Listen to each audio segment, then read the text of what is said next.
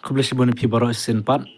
Hakani ke video on EP ke advertisement ke bede buat ke BSF Senior Secondary School Opumpling Shillong. Napo jong kani ke office BSF Senior Secondary School kelakon application namta jong kini ki post harum.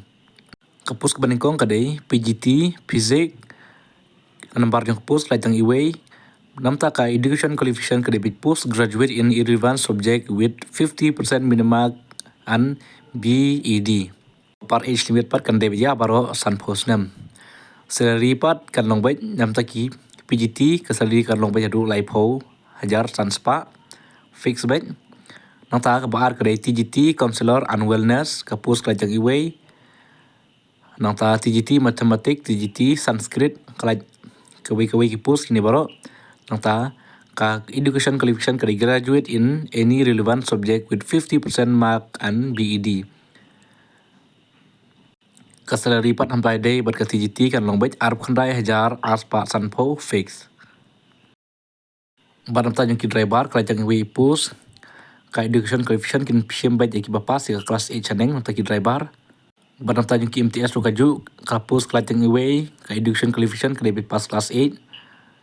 Mat ka jing siu pat nam ta jong ki driver bat ki MTS kan long bet khat hajar sanspa fix bet apo jong ka shibnai.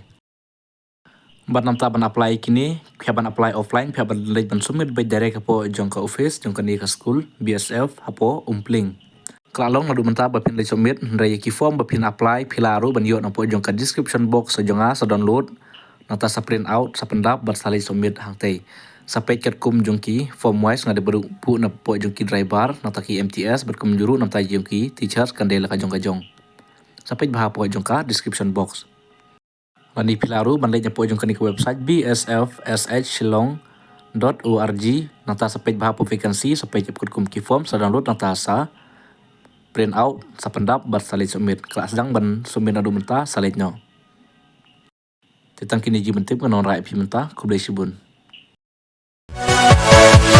Yeah.